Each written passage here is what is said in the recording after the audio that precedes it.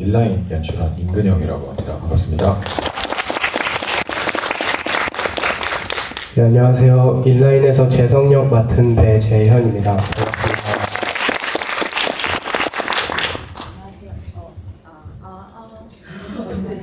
안녕하세요. 인라인에서 재성의 엄마 수희 역을 맡은 배우 김란입니다. 반갑습니다.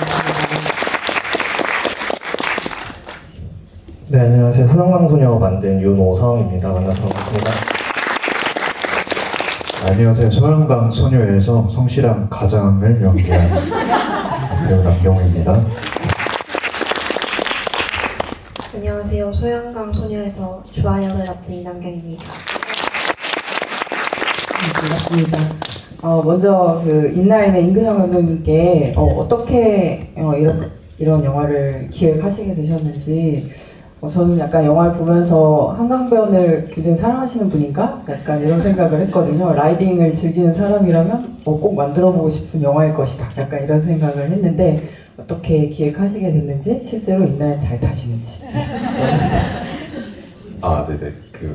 네, 어느 정도 맞는 말씀이신 것 같은데, 프로 레벨은 전혀 아니고, 그냥 단순히 저는 이 하천길을 따릉이 타고 달리는 걸 굉장히 좋아라 해서 성인이 된 이후에도 항상 그걸 취미로 하고 있는 사람인데, 근데 그러다가 이제 실제로 이 화면에서 보이는 것과 유사한 형태의 교복을 입은 상태로 인라인을 타고 달리는 어떠한 사람을 본 적이 있어요. 그래서 따릉이를 타고 이렇게 쫓아가 본 적이 있었죠. 네, 아파트로 들어가 버리고 말더라고요. 네, 그 인물의 모습이 계속 잔상으로 남아있는 상태에서 계속 질문을 해가면서 천천히 시나리오가 완성이 됐던 것 같습니다. 그러면 따릉이 타고 가다가 학생 헬멧 써야지. 그 인물이 감독님이셨을까? 저까지는 아니고 이제 그런 활주로 같은데 가보면 이제 꼭 비하하는 건 아니지만 바이킹 폭주족들이 꽤 많은데 특히 이제 오지랖이 넓으신 그런 분들을 꽤 많이 관찰할 수 있었어서 넣었습니다. 네, 그럼 이제 소양강의 소녀의 윤호성 감독님께도 어떻게 이 작업을 기획하시게 되셨는지, 너무 청량하면서도 그 춘천에 살고 있는 사람들이라면 뭔가 이런 생각들을 하겠구나, 약간 이런 느낌을 좀 받으면서 봤던 것 같아요. 그래서 어떻게 기획하셨는지 좀 여쭤보겠습니다. 일단은 제가 지금 춘천에서 계속 영화를 만들고 있는데, 좀 춘천에서만 찍을 수 있는 영화를 만들어 보고 싶다라는 생각이 우선 있었고, 그리고 춘천이 실제로 이제 관광지기도 하고 관광 명소가 되게 많은 편인데, 그 중에서 소양강소녀산이 또 어떤 랜드마크로서 있었고, 근데 요새는 어떤 조형물이나 동상에 어떤 감정들이 이입하는 경우들이 되게 많잖아요. 그래서 저도 그런 것들이 있었고, 소녀상이 그냥 일단 단순히 좀 무너지는, 저 되게 큰 동상이 무너지는 이미지가 먼저 있었어요. 그래서 그런 것들을 생각을 하고, 근데 그게 되게 뭔가 타당하게 좀 납득이 갈 만한 일이 뭐가 있을까라는 고민을 하다 보니까 좀 이런 이야기를 만들게 된 것 같습니다. 이제 배우님들께도 또 한마디씩 여쭤보려고 하는데, 인라인의 이제 배재현 배우님은 원래 인라인을 잘 타시는지, 어떻게 출연하시게 되셨는지, 연기하시면서 힘든 점은 없었는지 여쭤보고, 또 나니 배우님께는 이제 굉장히 그 아들을 뭔가 책임져야 된다는 어떤 그런 생각을 하면서도 좀 싱글맘 설정인 것 같더라고요. 그래서 좀 고군분투하는 어떤 모습들을 연기하시기 어떠셨는지, 작업에 대한 경험 좀 여쭤보고요. 네, 먼저 묻고 이제 소양강 소녀의 배우님들께도 질문 드리겠습니다. 오디션 볼 때는 제가 인라인 스케이트도 잘 탄다는 정보가 서로 교류가 안 됐었는데, 이제 캐스팅 되고 리허설하고 그거에 대해서, 소재에 대해서 얘기를 하다가, 제가 초등학교 때 쇼트트랙 선수를 했었다가, 네, 그리고 인라인도 잠깐 체육 선생님을 잘 만나서 대회도 나가서 금메달도 여러 번 땄어가지고, 그래서 네, 서로 알게 됐었고요. 네, 잘 탑니다. 네. 그럼 어머님 역할을 하신 라니 배우님. 네, 너무 잘 봐주셔서 싱글맘이었고 고군분투하는 엄마였는데 저도 삶 속에서도 엄마기도 하고 그리고 또 제 꿈이나 지향하는 바를 이루기 위해서 계속 배우라는 일을 하고 있기도 해서 이 인물에 다가가는 데는 되게 친근하고 어려운 지점, 저는 아니니까 고민할 지점이랑 어려운 지점은 있었지만 그래도 그 이야기가 저한테 너무 친근하고 마음으로 다가와서 즐겁고 감사하게 이런 인물을 만들어주신 감독님한테 감사해 하면서 작업을 했던 것 같아요. 그 사실은 모자가 되게 사이가 좋고 서로 예의가 너무 바르더라고요. 그러니까 존댓말을 하는 중학생 아들? 약간 이러면서 저도 보긴 했던 것 같아요. 이제 소양강 소녀의 그 이남경 배우님과 남경호 배우님께도 여쭤보고 싶은데 그 주아 연기하면서 제일 좀 재밌었던 지점? 저는 영화 찍으면서 되게 재밌었을 것 같다 이런 생각을 좀 했어요.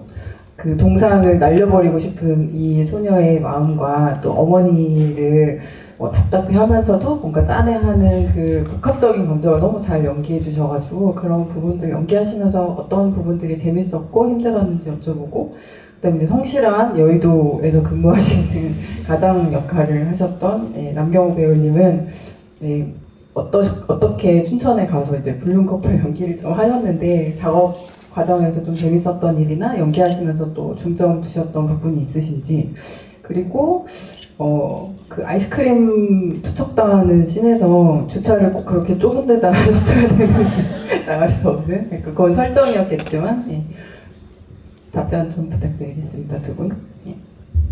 일단은 감독님이랑 스태프분들 잘 챙겨주셔서 다 재밌게 촬영을 했었는데 제가 물을 좋아해서 수영장 씬도 되게 재밌게 촬영했었고 또 자전거 타는 씬에서 또 되게 재밌게 했었어요. 네.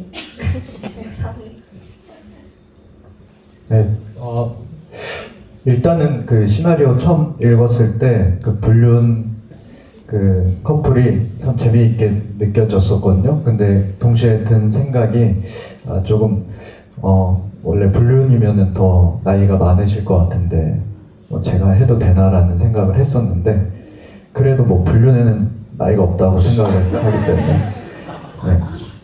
그러면서 이게 촬영을 하면서 그 되게 즐거웠어요. 춘천도 너무 좋고 네. 근데 그 캐릭터들이 그냥 시나리오 읽었을 때는 너무 막 그 불륜이라고 해서 불륜해 보이진 않고 되게 시나리오상 안에서 되게 재밌는 인물들처럼 느껴져서 그렇게 촬영을 했던 것 같습니다. 네. 너무 약간 톡톡 튀는 커플의 연기를 되게 천연덕스럽게 연기를 해주셔가지고 한혜질 배우님하고 케미도 좀 좋았던 것 같습니다. 감독님 어떻게 캐스팅 비화 혹시 있으실까요? 그 주아 역할 배우님도 너무 연기를 잘 하시는데 어떻게 캐스팅 하시게 됐는지. 제가 오디션 보는 걸 별로 안 좋아하는 편이어서 일단 직접 다 작품에서 찾거나 다른 영화에서 좀 인상 깊게 봤던 분들한테 작업 제안을 보통 드리는 편인데 근데 남경 배우 또래에 있는 그 청소년 배우분들 프로필 비스무리한 것들을 거의 한 200~300명 정도를 계속 찾아봤던 것 같아요. 그래서 그 중에서 남경 배우랑 좀 같이 해보고 싶다라는 생각이 들어서 연락을 드렸었는데 기획서랑 이제 시나리오를 보내드리고 바로 이렇게 같이 하고 싶다고 해주셔서 같이 작업을 했었고 경호 선배님이나 혜디 선배님 같은 경우는 한혜지 선배님은 제가 그 옛날에 인문반이라는 영화 때 처음 이제 봤었고 그 이후로부터 개인적으로 되게 팬이었었어요. 그래서 언젠가 한 번은 같이 작업을 해보고 싶은데 제가 지금 아니면 또 언제 같이 해볼지 모르겠다.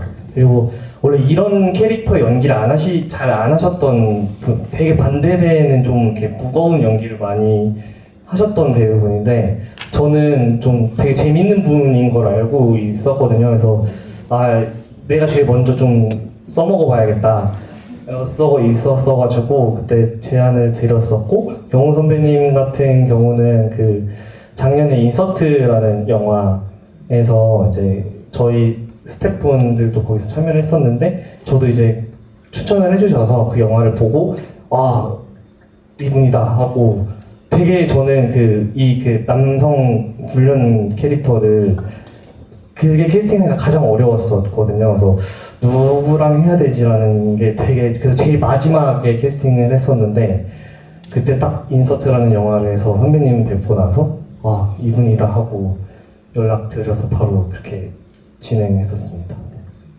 배우들 연기가 정말 통통 튀면서도 너무 영화의 톤을 잘 표현해 준 것 같았어요. 네.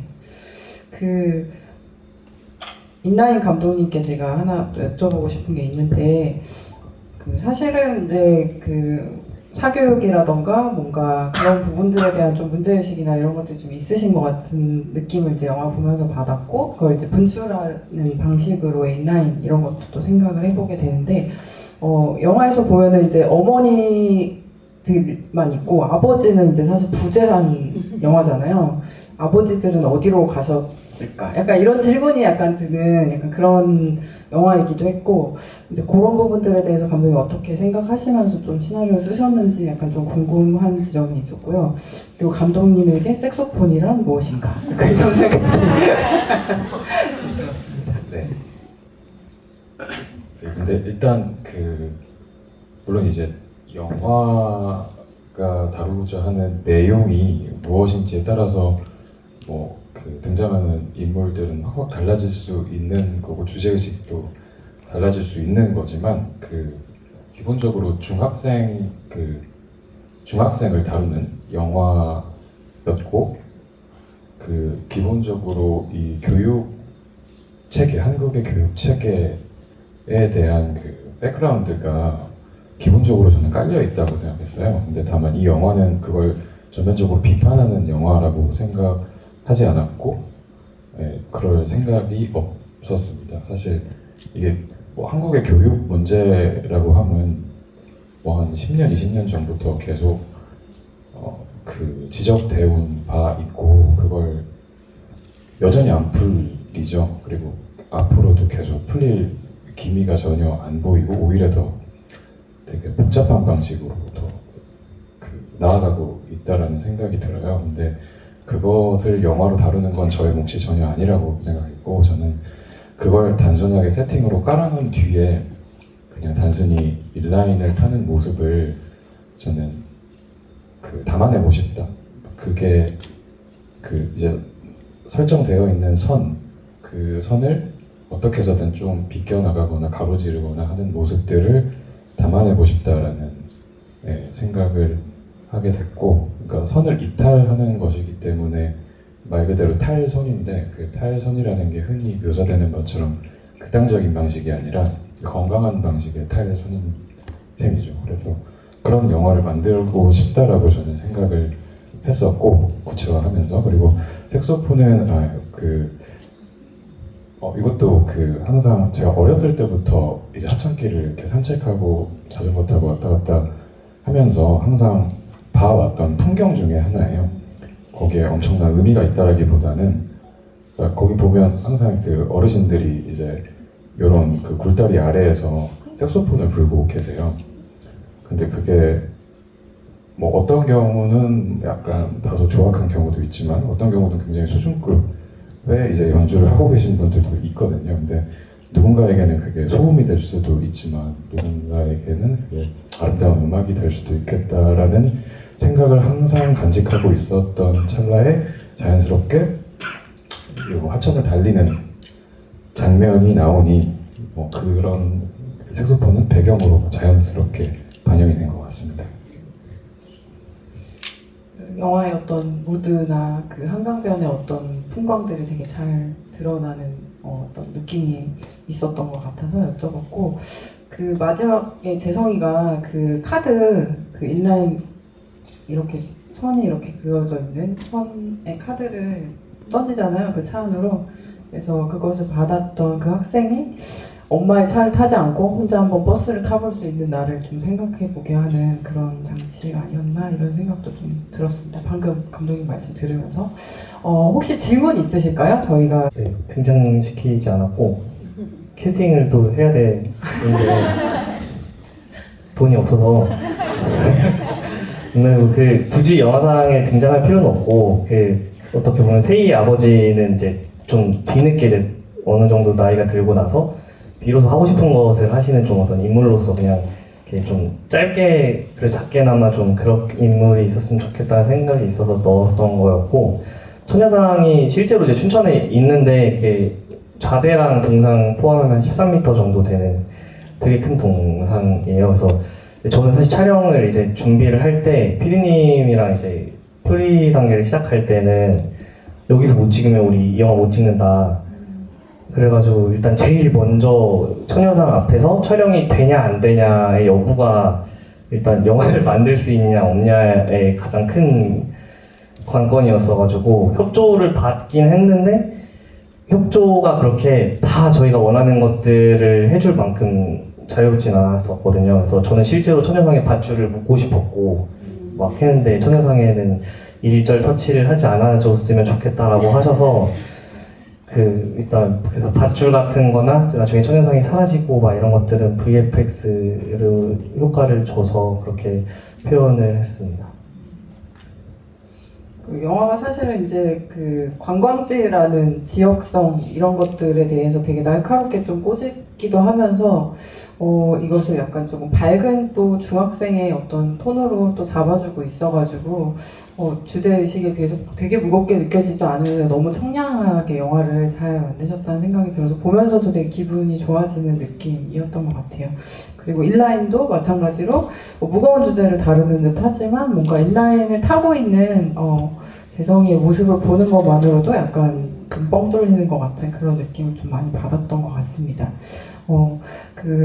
모든 분들께 질문을 좀 골고루 더 드렸어야 되는데 시간 관계상 그렇게 하지 못해서 좀 죄송하다는 말씀을 드리고 맨 끝에서부터 오늘 이렇게 상영도 하시게 될 소감이랑 이제 관객분들에게 드리고 싶은 말씀이나 뭐 이후의 계획이나 이런 것들이 있으시면은 말씀해 주시면서 인사 부탁드리겠습니다. 네.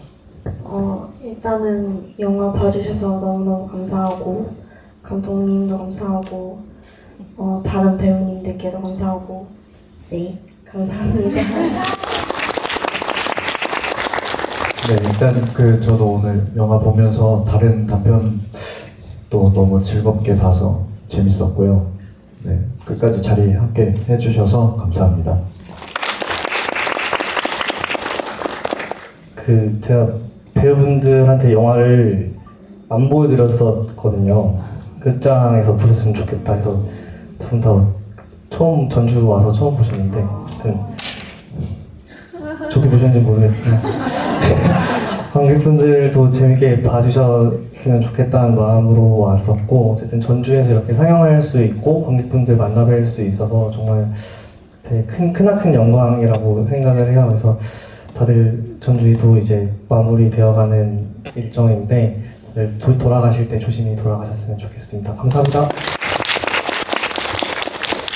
네, 저도 오늘 소양강 소녀도 그렇고 별나라 배나무도 그렇고 그리고 불쑥도 그렇고 관객으로서 너무 즐거운 시간이었고요. 전주국제영화제 와서 이렇게 많은 영화에 애정을 가지신 분들이 많구나. 제가 또 연극만 좀 하다가 연극하는 경험이 많지 않아서 새로이 또 그 열정들 느끼고 또 자극 받으면서 갑니다. 감사합니다. 우선은 감독님이랑 그 외 스태프분들이 너무 저한테 잘해주셔서 힘든 것도 모르고 찍다가 영화가 끝났는데 영화 재미있게 봐주셔서 감사드리고 네, 가시는 길 조심히 가셨으면 좋겠습니다. 감사합니다. 네, 여기 일부 스태프들이 자리하고 계신데 뭐 말 안 해도 아시리라 생각하고 티켓팅을 마저 하지 못한 분들이 또 GV 없는 내일 상영 때 또 와요. 그래서 아무튼 모든 스태프들 정말 감사드리고 배우분들 정말 감사드리고 관객분들 끝까지 지켜봐 주셔서 너무 감사드립니다. 영광이었습니다. 감사합니다.